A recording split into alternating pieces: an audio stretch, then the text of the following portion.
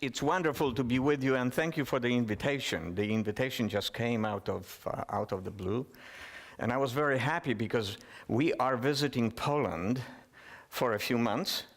Well, Europe actually, so I was happy to accept coming here so I could re-practice my English. As you can imagine, you know, being bilingual and with a few other additional understandings of other languages, and so sometimes you lose your ability to speak well. Okay, I think, is it the top one? Okay. I was invited to actually share, and I'm going to do randomly in terms of where I am with this topic, how I arrived at this topic, and not quite like that, you know, it's not going to be kind of that logical and that one point after another. However, we will talk about creativity, which for me is hugely important, especially as I am a member of a missionary community. And by being a member of a missionary community, I am called into interaction because of that mission with others. And this comes out of the frustration which I do have, that most of the communication, and actually I am a culprit. I've done my fair share of communicating with myself. As I often put it, I am a master of repainting my own navel nearly every day. Oh, how wonderful. Oh, this color. No, we'll change it to another. And yet everything is about me, me, me. Everything about Adventists, Adventists, Adventists. What a club we belong to. And I am, and I've been frustrated about that. And there is nothing wrong about communicating and communicating well and being also creative how to communicate without a family. You know, we talk about ourselves as a family. Yes, we need to keep in touch. We need to be creative. But we are not called to be a kind of a super mega adoration society, where mutuality is more important than saying, Jesus, take me wherever you take me. See, the most important thing for me, and that's why and we'll go into some of the things that are important in communication. The things that drive me theologically is that actually God can use me if I allow him to. The Holy Spirit can do if I say, take me, Lord. But I tell you, watch out. He will put you in places where you would not want to be. Meet people where you would be scared to meet them. Go through valleys, swim through oceans, whatever. And you would say, I didn't mean that, Lord. Anyway, a weird life in a weird society. Bad news is good news. We even use so often, oh, that's bad. For the media, that is, Ken Burns, for example, was discussing in one of the clips. I saw that actually live on one of the channels. He was discussing Ulysses S. Grant while standing on his head. You know, he did a film about that president of the United States. And in order to attract people, he actually was standing on his head. He was upside down. And it was making sense. NBC trimmed the royal wedding coverage because a happy marriage story is boring to our viewers, said one of the top producers. A TV serial star becomes a converted Seventh-day Adventist, and the entertainment world is joined by Seventh-day Adventists who just go gaga. Wow! You know, a star joined our church. I guess I am somewhat familiar with the rather timid interface of the Seventh-day Adventist Church and our experience with the ever-present world of media and marketing. And for me, the issue is how we engage with temporary culture. Also by facing who it is we are trying to reach as a church, and this plays a huge role. May I tease your senses tonight with a few examples of what is out there, and then exchange a few, as I said at the beginning, random comments. Solutions to all our situations rest with us and with church leadership on all levels. Sometimes we think, oh, you know, what is the division doing? Why is the General Conference not doing something? And so forth. We are talking about the local church. And you know, what's local touches your heart better than anything else. It's that house that the thieves broke into. Will it be my house tomorrow? Next week? You know, it touches us in a big way. The pastor of the local church is the king of the area. As a leader, as one who takes people into action. There are no easy answers, no one model or method that we should follow. Hence our consideration of creativity and engaging in a creative process. And allow me for a few personal reflections on this matter in this digital era in which we live today. Creativity. Let me start with my own conviction about engaging in an embrace of God being a creator, who is as constant in his creation, by the way. And if you haven't heard, I am announcing God is creating even now, as I speak, as you listen. He is in the creation business now. It wasn't that he just created in 7 days and rested forever. Creation continues. God is a reality. Why then do we tend to think of God in past tense all too often? Was he done in 7 days and that's it? And like me, you must have thought on occasion that God, what good looks like, haven't you? And you have even drawn pictures of God, if you were irreverent, to your children on Sabbath during the sermon time. And so what did he look like? An old man with a white beard, with long hair, dressed in white, sitting on a cloud. Monty Python sort of a image.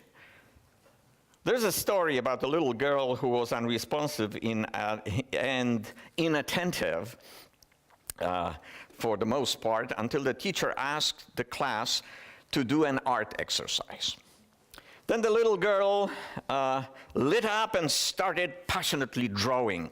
The teacher was quite taken by the girl and because she took so much interest in art. She watched her intently, immerse herself in the vision at hand, and she asked the girl, "What are you drawing?" And the girl said, "I am drawing a picture of God." The teacher reacted that no one has seen God. And the little girl answered, and you know what she said: "They will when I am finished." Now, that's the essence of creativity. God created that little girl, and she knew about him. She saw him in the art that was a part of her heart. Children have the ability to imagine, take chances, and not to worry about being rejected or being wrong. You've noticed that about kids. You know, they just take chances. They do things, and they don't say, "Well, can I be naughty today?" Well, unless they are joking. God's creativity is his core genetic makeup. Every time a new life opens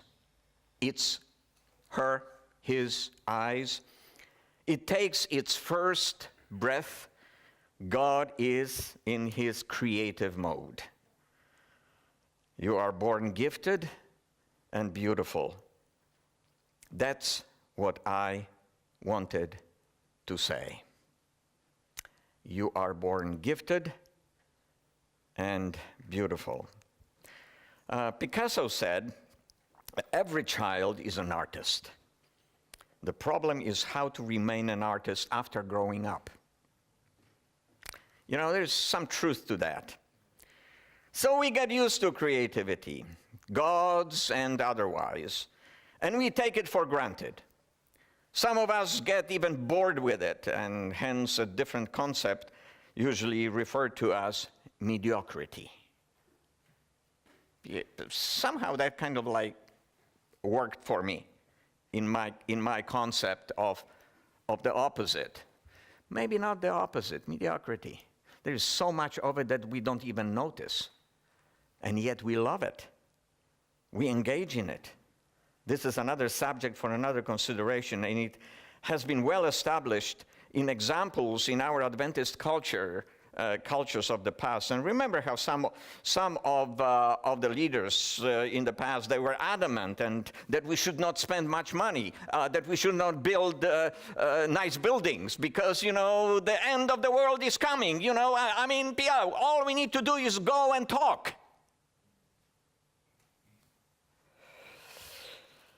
How much attention do the heavenly hosts pay to God? That's a very good question. Were they watching their master artist create, or was it just another day of life living in heaven? Imagine two angels flying through the universe, and one says, "Look over there. God is creating another masterpiece.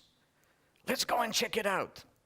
And that angel responds, "Maybe I'll stop later and have a look, see after I finish polishing the pearly gates." Yeah, I know what you mean. Wonder why he just doesn't create a big bang and be done with it. All creation was made to glorify God, and you were created to perpetuate God's creativity. You and your church are called to be creative. Not to just sit and wonder why only one or two join. Why do they come, but they quickly leave? I believe that everyone is born gifted and is accountable to use their gifts, your gifts, my gifts, to the benefit of global community. And I'm so happy and proud to be a part of a global community of crazy missionaries who go to places where others don't go, who go against all odds, against the fact that they don't even have money. My son sent me he finished last week, and I'm so happy. He finally graduated after finishing 3 years of computer science. He nearly brought a heart attack to us at home when he said, "Well, I know more about computers and programming than the teachers." And I won't tell you which Adventist school he went to. And so he decided to go and practice. And after 10 years, after being successful in what he was doing, he decided to stop feeding the machine and start feeding his own soul and helping others. Now, I said to him, "Listen, I'm giving you another 10 years and you'll be back at the machine." Sure enough, he is back at the machine. But last week, he finished his degree. And so he says, "Well, Dad, you were right. I should finish the school." And so he did. And he calls me and says, "Dad, do you have some money? Do you know of somebody? A colleague of mine wants to go to India, wants to start a clinic, but she doesn't have any money." And since when our missionaries quit because there was no money? No. I know people who sold everything they had, who took credit and went. That's how crazy we are. And crazy is not stupid. It is just creative. It is creative. Crazy for Christ. If you don't like it, that's fine. I don't either, but it sounds good at least. And as a discussion to start something going, that is something that could be considered. Now, benefiting the global community. Good news needs to be proclaimed from the rooftops and not in our badly lit churches, where we are convincing ourselves how good we are. Well, sometimes we are spending too much time on that. There is a grid that exists in my own head, and I don't know, if you cut my head, this is what you would see. It's just like that little man every so often says, "Ray, just cool it. Perhaps you're going in the wrong direction." You also have a little man or a woman, little woman, talking to you, and you are wondering, this man is crazy. What little man? That man who told you that I'm crazy. And so I have a grid through which I put everything in communication, as far as I know, in a simple way, and I ask myself those questions. Who am I? And in terms of being in the church, who are we? Where do we want to be? In other words, a point of reference, but also the goal. As someone said, the greatest asset is the vision of where and who you want to be. Who are we communicating with? Oh my goodness. We want to produce a video.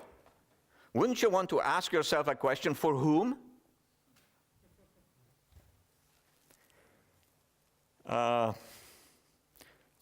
Let me take a little, and I know that I may step on some toes. The record keeper? You heard about the record keeper? Okay. Oh my goodness. We cannot show it in the church, in our churches. What will the saints say? Some of them say. It wasn't produced to be shown in the churches. As we were talking, and as you know, I've been kind of like engaged quite a bit in the background. Let's show it.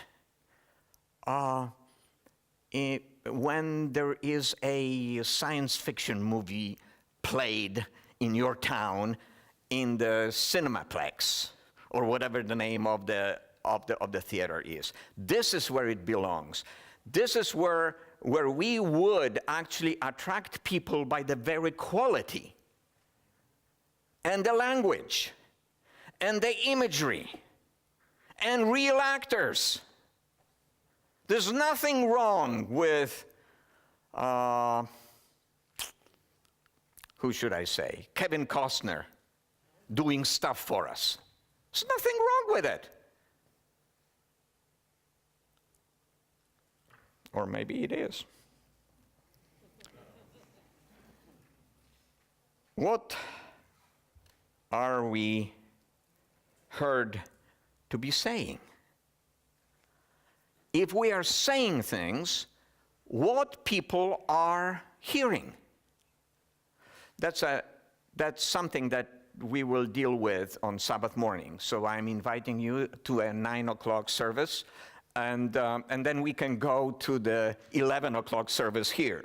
It's always full house, they tell me. So I am done. After I am done there, I'll be here. So you can have 2 things for the price of your coming to Newbold College this weekend. And then how relevant is our presence?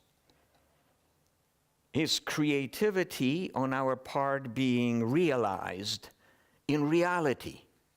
How does it touch the hearts and the minds of those who are listening to us? Truth. Oh, what happened here? Something just left. Truth cannot penetrate the heart if it is not presented in a language that can be understood. A friend of mine challenged students at one of our universities to engage in following their passion. His name is Terry Benedict, an awarded documentary Hollywood producer. He, a filmmaker of some repute, spoke about the need for the church to engage in the area of arts. In a Q&A after his presentation, the academic dean asked, "Should we really be training our students to get into show business?" And his sentiments raised from utter disbelief, Terry said, to total despair. But the second question asked was even more inexpert. He said, "I mean, really, what if the student goes off to Hollywood and make horror movies?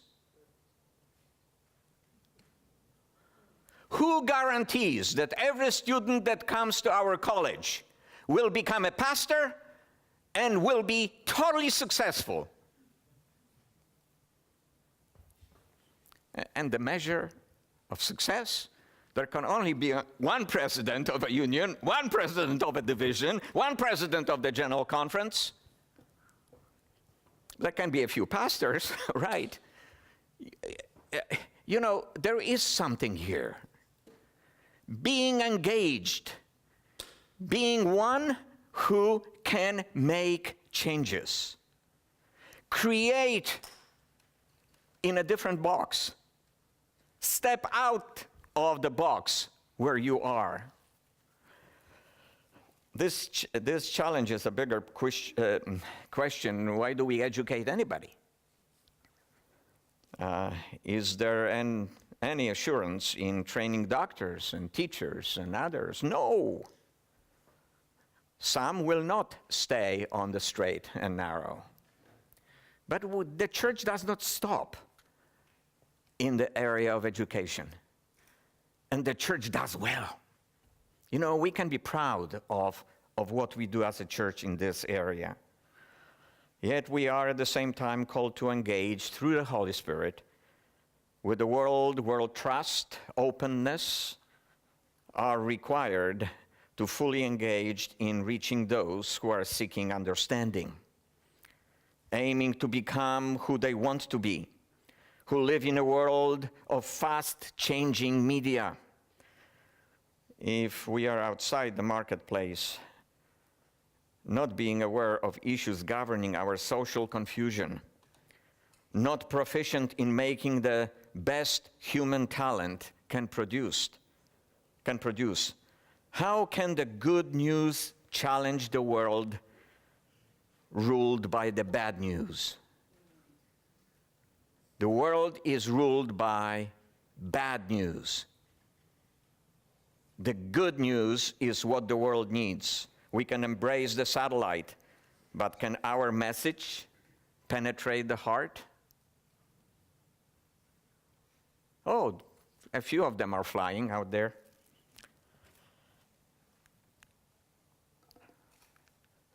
Follow the master of creativity and message media, Jesus.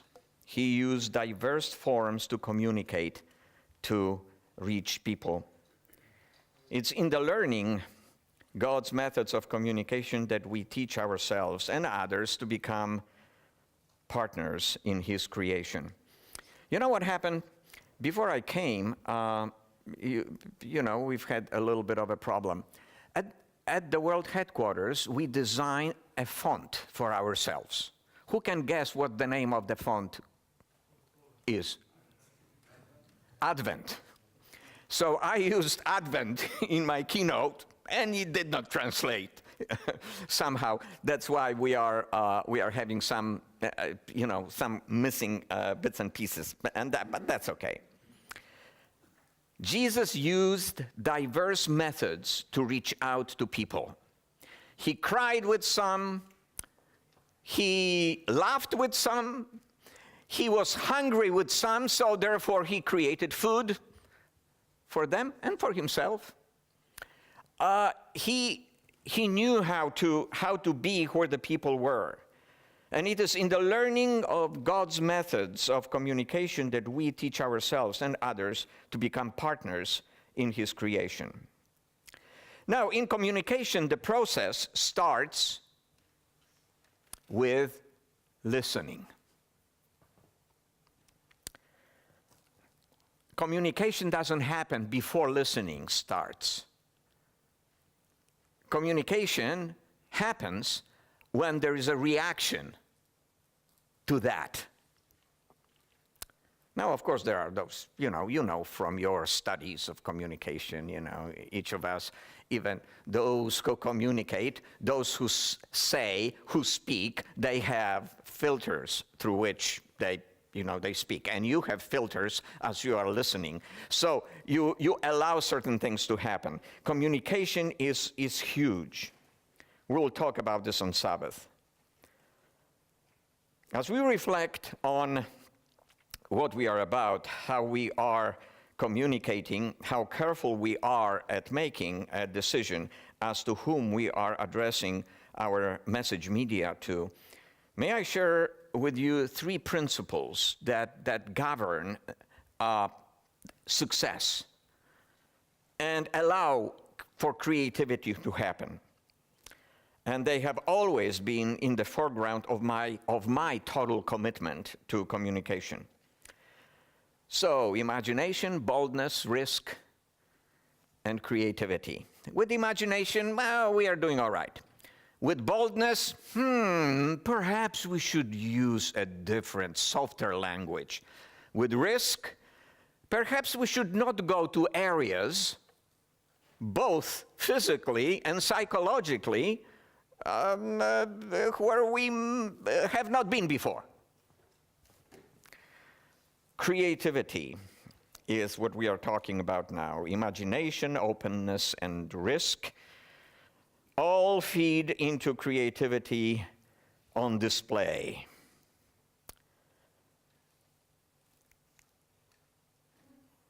The Bible, now listen to this. You know, when I read this at the Washington Adventist University, this quote from Ellen White, when I read that quote, one of the students stopped me and said, "You are lying. She didn't say that."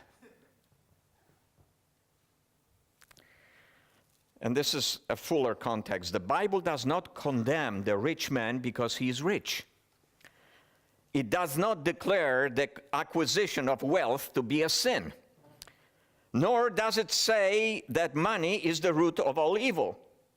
On the contrary, the scriptures state that it is God who gives the power to get wealth. And this ability is a precious talent if consecrated to God and employed to advance his cause. And we stop there. Let me continue. The Bible does not condemn genius or art. Hello? Amen. For these come of the wisdom which God gives. We cannot make the heart purer or holier by clothing the body in sackcloth. Even though today, we see people on the street in sackcloth. I've tried some of those in some parts of the world. You know, I kind of like it. It's fashionable. But this is not what she's talking about. Or depriving the home of all that ministers to comfort, taste, or convenience. Ellen White, bless her heart. She says things sometimes that we don't, even if we read, we don't stop and think. Art in the church? My goodness. Look how many people are objecting if you decide to change the carpet.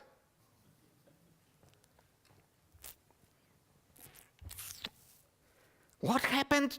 What happened to that beautiful picture we had? Somebody took it away. Well, just as well, because it was the biggest kitsch you could imagine. And not a credit to the congregation, to the people who worship there.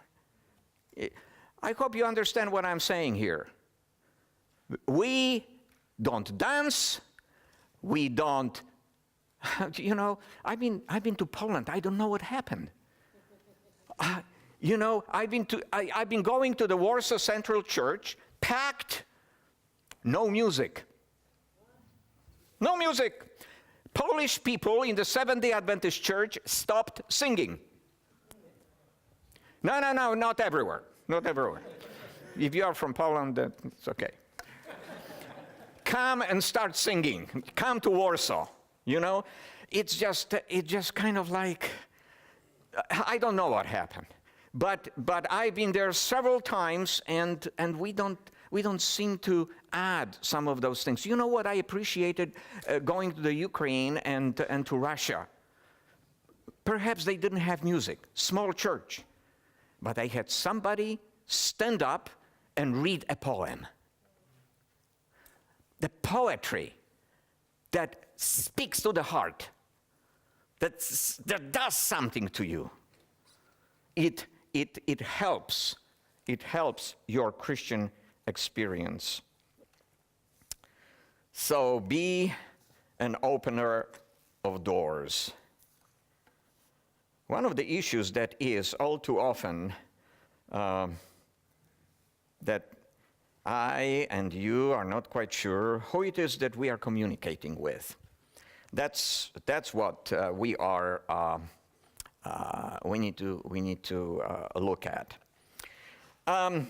One of the best experiences in my in my experience as a communicator, and I was able to travel to one or two places, it was always traveling to the Caribbean. And in Jamaica, overnight, we moved from the minority, so to speak, to the majority. The largest church.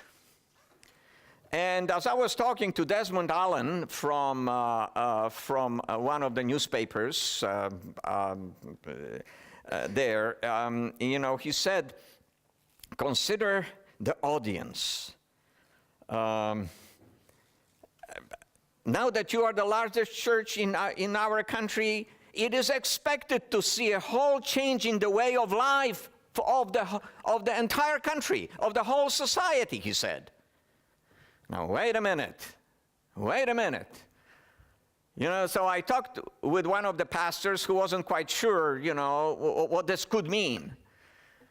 And I said, okay, I pray that the media is going to come to your church.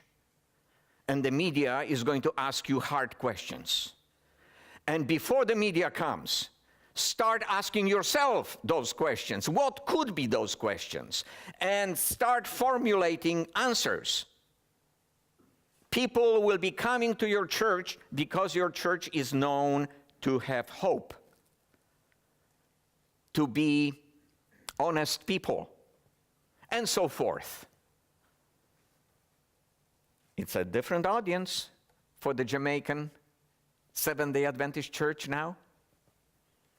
The neighbors are watching, and the neighbors will be coming. And there will be those who will be asking questions. What do Seventh-day Adventists say about those issues? And I tell you, issues are not much better now than they were before. Is our message attractive to the audiences, both inside and outside? Ellen White, our pioneer, who was not an expert in public relations and promotion, her husband was. He was the creator of the first PR stuff, And, he had all those ladies writing, he kind of created a whole group of women who would be writing advertisements for the camp meetings they were holding and so forth. He was. But she had a few recommendations. What is stopping us from actually taking this quote and not some of the other ones? Or for a change, this quote, plus the other ones that we are quoting all the time. The character and importance of our work are judged by the efforts made to bring it before the public.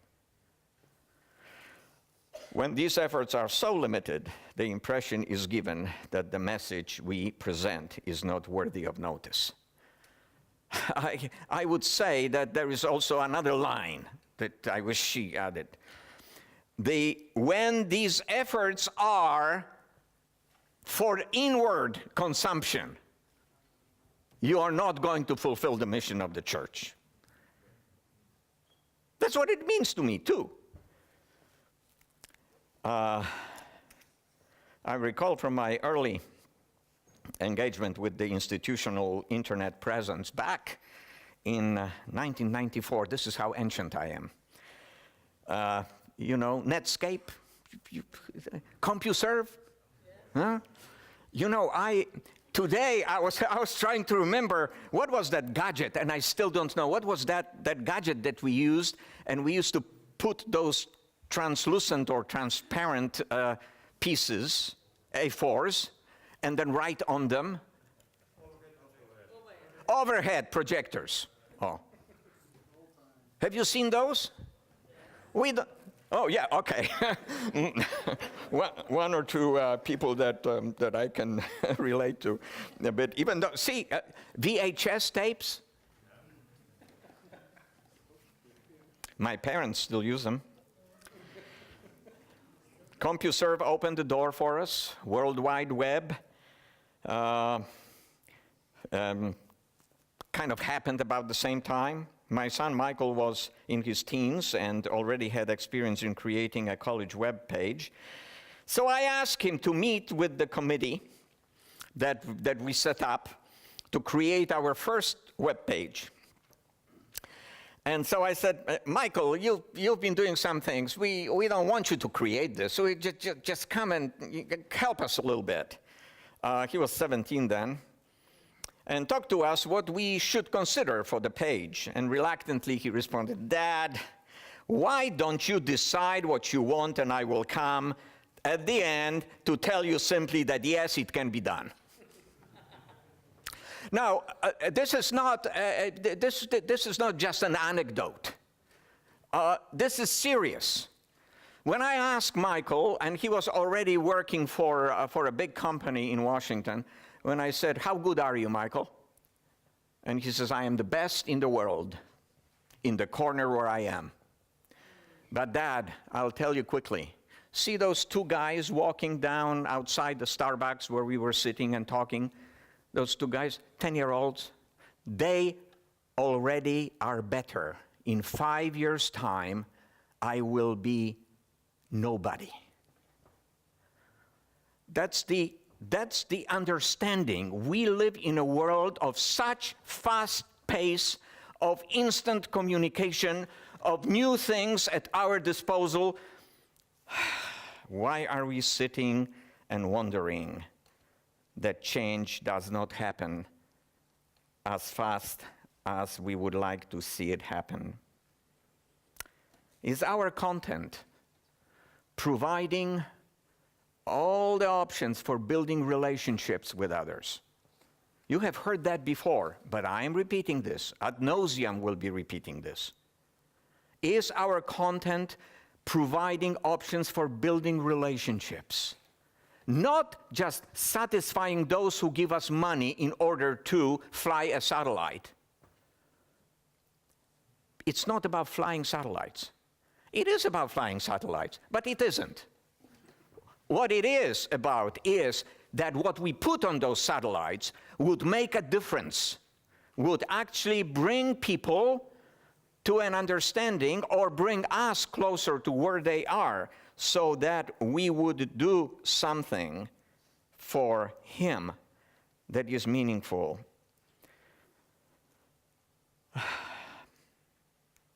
Funny thing, but engaging in a conversation in order to create relationships is what continues to be fashionable today, I'd like to tell you. That's why coffee shops are full of people.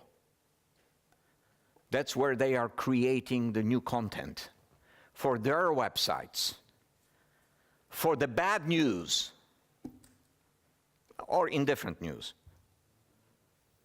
And yet, we are sitting in our badly lit churches or offices that are well appointed, nice desks, newest computers. And I'm one of those that can raise a hand and said, yeah, I've had the newest computer every year. It wasn't necessary, but it was very fashionable. But perhaps it helped a little bit because we are a little bit better at it. The restaurants are full of people who have conversations. The Facebook has 2 billion people on it. It depends what statistic you look at. Even though a Polish commentator shared a statistic in a newspaper a couple of weeks ago, he says that Facebook, which has 15 million friends in Poland, 15 million, must be a passé, because some of his friends, that reporter's friends, brag about not being on Facebook. I am not on Facebook. Huh? Okay, congratulations. Oh, how often I'm kind of inclined to do the same. It was the web, then now it's much, much more. We are an always-on society. This is what Kirsten said at the beginning. And Brian Solis said that. He's a guru of sorts. There are more options, greater speed, bigger, often shocking presence. The church is on the internet, but so are meaning-hungry people who are on the internet, and they don't even know that we are there. Here comes a need for creativity and recognition that the marketplace has hardly any rules these days, but it sorts itself out instantly. If you have something good to offer, the world will take a note of it. Those of us who take pictures, if you take a cool picture, all of a sudden, you know, how did these people note that? If you have something cool, people will follow you. The formula that seems to work for those whose voice is heard on the digital earth is not so secret as Austin Kleon admits. Do good work and share it with people. It's as simple as that. And sometimes we need formulas. We need A, B, C, D, 17 points, and then if we follow them, do good work. Through the inspiration of the Holy Spirit, that will be kind of useful if we adopt that as part of our work. If you ask for a definition of creativity, one that comes to mind states that creativity happens, is a process whereby something new and valuable is created, such as an idea, a joke, an artistic or literary work, a painting or musical composition, a solution, an invention. Now, Kleon, whose book entitled Show Your Work, 10 Ways to Share Your Creativity and Get Discovered. Actually, it came out this week. He states in his early book, and then amplifies in the new one, in this age of information abundance and overload, those who get ahead will be the folks who figure out what to leave out. You know, sometimes we just need to tell the full truth, when any truth would work to start with. So people can concentrate on what really important is to them.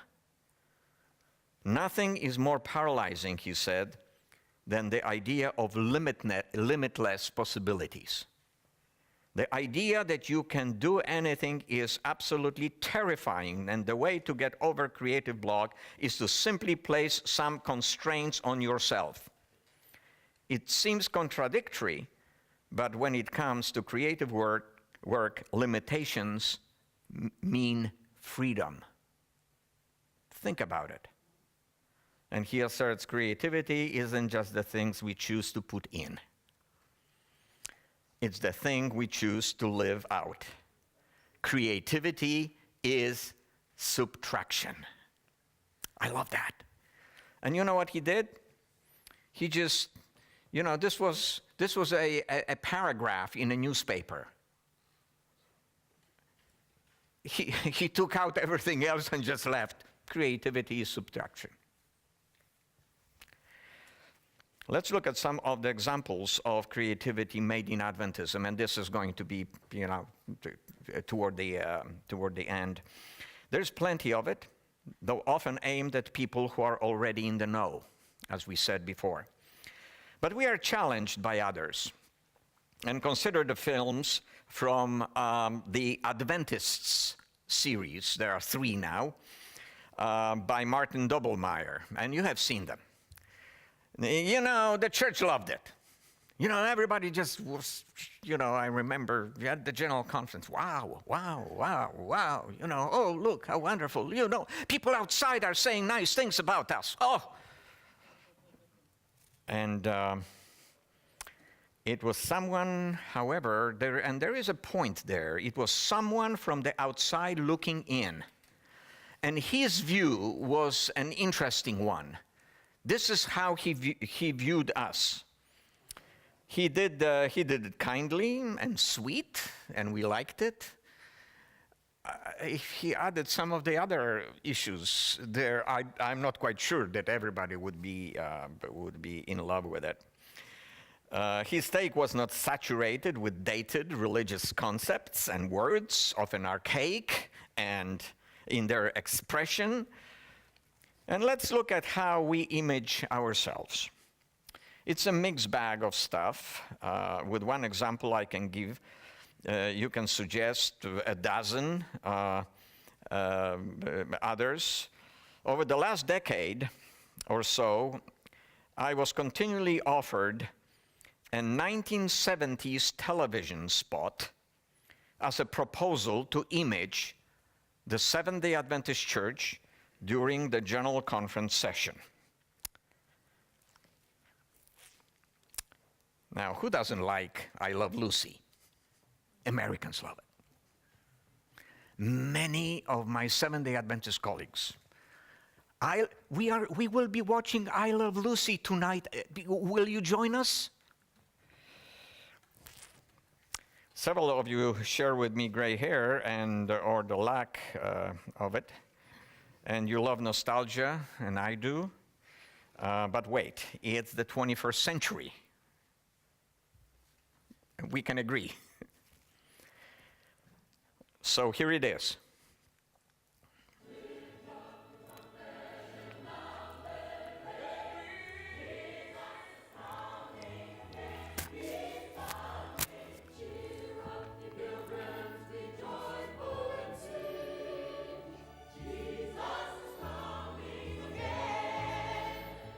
In Seventh-day Adventist churches, large and small, they're all singing the same tune. Jesus is coming again. Others have it this way.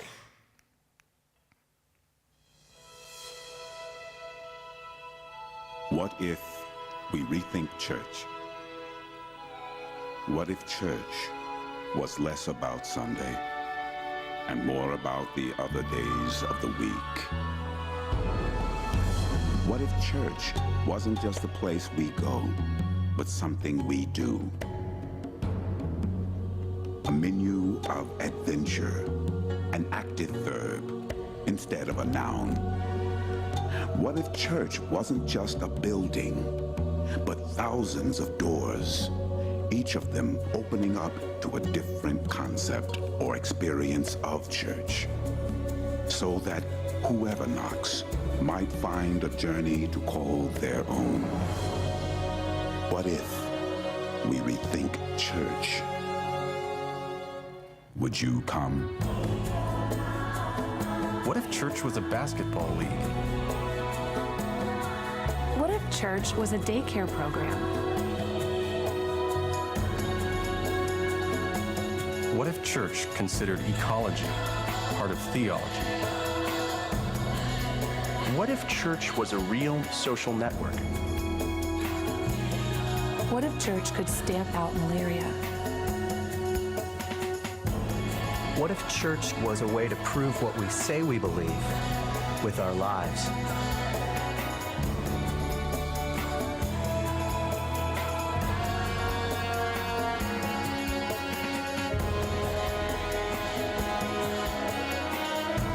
Rethink Church at 10,000doors.org.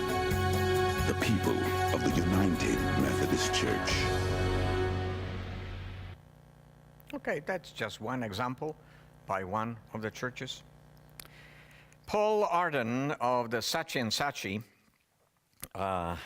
says it very precisely what cuts in being successful in advertising. Be unfashionable. Take risks. Be like Stravinsky, who said, "I don't write music, I invent it." Responding to the questions of what is meant by the word creative, the currency which ad agencies operate with, Paul Arden says that in his experience, clients that come to him would say, I would want the same as as we've had for the past 20 years, but not quite. Or I want the same as my competitors, but different. Procter & Gamble's maxim is creativity with a precedent. Take a picture of a cow without a head walking. Arden says that only 1 in 1,000 will really mean give me something that I have seen before, that I haven't seen before. Clients and designers may be working out of a different definition of creativity than those who are in the business world. Now, for something different, as Monty Python would say. What about this way to attract people to what we believe? A few years ago, I was introduced to Jason Sutherland. He sat in my office and said, I understand as to why I'm here. You are hiring me. We are to shoot a set of videos with Dr. Paulson for a release on YouTube. And they are to showcase Adventist values. How do you want it to be treated? And I said, the only comment I would like to make is that you are going to have a church leader in front of your cameras. You are an artist, and that's why you are in our office. I saw what you could do. I saw some of his commercials. Do it like you see it. And naturally, with a difference. Because that's how you're going to see it. Shoot a video as you would have wanted to shoot, and you wanted to shoot all your life. But clients usually said, but do it this way, that way.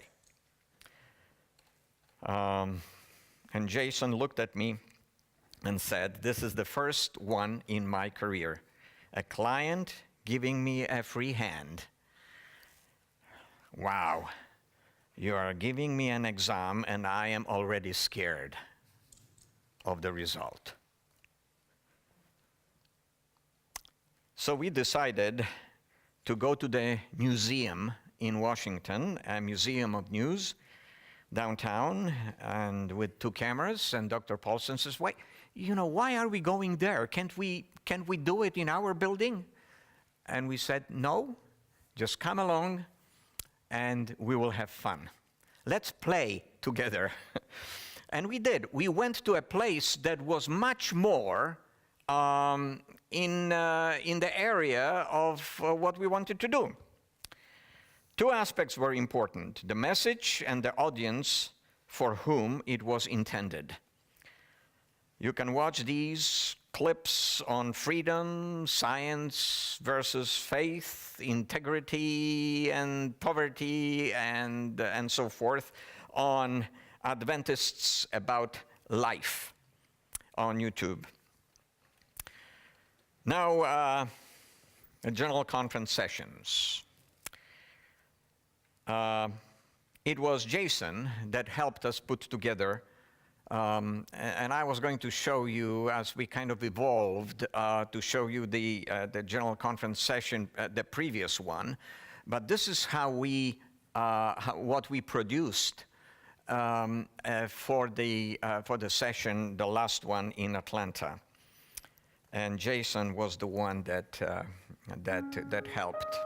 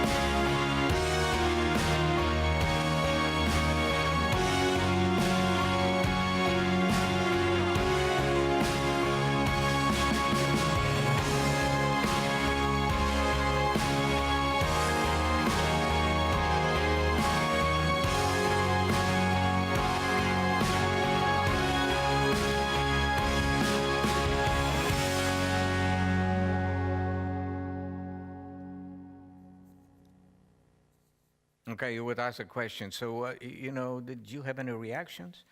Yes, we did. Yes, we did. And not just kind of anecdotal reactions, but if, at the hotel, a clerk at the reception, you are a Seventh-day Adventist. That's a cool commercial you have on television.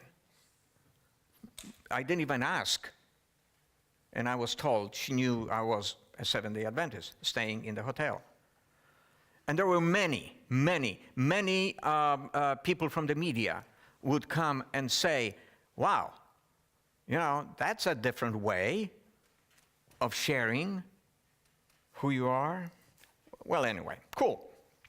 So you've heard about the Mormon messages, right? You've seen them, you have watched them. A storyline and a comment. I am a mother, and I take those brats to school or to a daycare center or whatever, And I am also a Mormon. Simple. When you saturate the airwaves, the internet, when you come up with a variety of them, many of them, each one of us could do the same commercial, but with a different accent, with a different approach, in different clothes, maybe standing on your head. And I am a Seventh-day Adventist. I don't know. Couldn't we take the same? Yes, we can, but no, we can't. It seems all too often that we want to talk and not to communicate.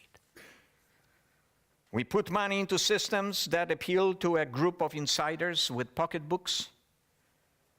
We talk religion rather than engaging in the culture, challenging it, making the faith that we share attractive, compelling, persuasive. All those words. Do they have a meaning to us, for goodness sake? Do they have a meaning for us? Compelling, attractive, persuasive, creative, out of the box, bold, risky, crazy? I don't know, but I read the Bible and there are all sorts of things there, all sorts of images, all sorts of artistic expressions. Some I wouldn't have written. And yet God spoke and continues to speak through these pages today. My mantra is, Adventist religious message does not have to use religious words to be meaningful. People are tired of words that are meaningless to them. But words that have life in them, that can start to ferment in the hearts of the people. They don't have to agree with us. Okay, we are great debaters. And that's cool. There is another approach that keeps popping up: engagement with the world of needs, the contemporary issues that are around us, standing for something. Do Seventh-day Adventists stand against poverty? Globally speaking, no, we don't. Individually, some churches, we do. But we are not engaged with others to assist, to be the voice for the voiceless. Okay, you can see I'm about to preach. I don't want to preach because we are also tired. Do we stand for something? Hollywood Church is a different church. The Seventh-day Adventist Church in Hollywood. It's a little bit different. And this is how they are standing for justice. We're all connected. And if enough people work for justice, the world can be transformed. I'm a Baha'i. and social justice is central to my faith. Social justice is bridging the chasm between the world as it is and the world as it ought to be. Is about bringing awareness to issues for harmony, equality, and human rights. Islam is really rooted in justice. Social justice is Ubuntu. I cannot be me without you being you. Social justice means channeling our religious energy outwards. Sikhism is all about social justice. I'm a Muslim, and I believe in social justice. I'm an Episcopal priest. I'm an Orthodox rabbi. I'm a Buddhist monk. I'm a Seventh-day Adventist, and I believe in social justice. The Quran teaches, do not let the hatred of others towards you cause you to swerve from doing justice. I'm Chief of Staff to the Mayor of Los Angeles. I'm an evangelical Christian, and social justice is central to my faith. When we look another in the eye, there's no choice but to respond. As Pope Paul VI said, if you want peace, then work for justice. Social justice is being mindful of the present and future impact of our actions.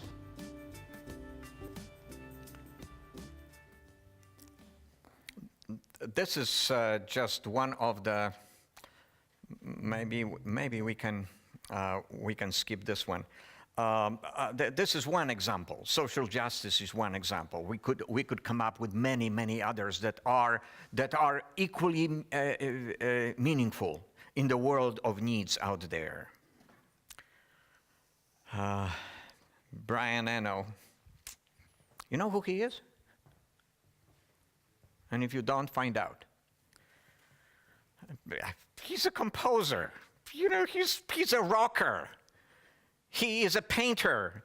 He is a poet. Of course, people know outside the church. Write what you want to read. My interest is in making music that has been to create something that does not exist, that I would like to listen to. I wanted to hear music that had not yet happened by putting together things that suggested a new thing which did not yet exist. You are a group of creative people. Maybe out of this meeting can come out something that you had no idea that you came to create. Maybe we should meet at 5 o'clock in the morning and not at 9. Maybe not. I hope you understand what I'm saying. Let's do something together as we are here, not just kind of like come and listen and exchange views. And I hope that in the next couple of days we will be able to actually also react, and I'm happy to participate in that. Let's engage in culture. In one of the books, Paul Arden said, your vision of where or who you want to be is the greatest asset you have. And to translate his comment into the Adventist mission, we would simply say, Adventism is the opportunity we already have. We already have it. And we are just convincing ourselves that we have it. It all starts with watching, mingling, listening. And Arden said that when it can't be done, do it. If you don't do it, it doesn't exist. Huh? How do you like that? If you don't do it, it doesn't exist. So we are waiting for somebody else to do it. Today's generation knows it. This generation is not bashful to articulate it. Just join and check what is on display on Facebook, Twitter, or YouTube. And some of it I don't like personally. You know, a lot of it I don't like. 99% I don't like. So I'm being on Facebook for that 1%. You know, the 1% that I put in. Okay, now you're smiling, so that's something. We have just created that. We created a smile. You are on Facebook because you want to say how wonderful you are, that you have cooked the best meal, or that you messed up. You put too many onions in. Or somebody says, oh, I had bacon today. The best bacon I've had in a long time. I see him in church. Now, he is somebody to work with. Well, not everybody would be willing to do that. Those who live there in this world of relational social communities seem to be saying to you and me, if your presence is expressed in the past, it will not be found in the future. And ending with another comment about creativity, if you ever find that you are the most talented person in the room, you need to find another room.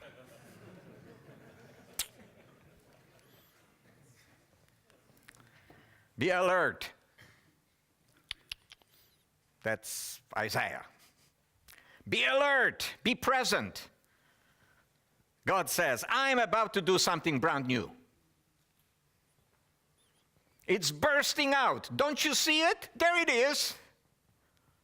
And then Isaiah speaks about the rivers created in the desert.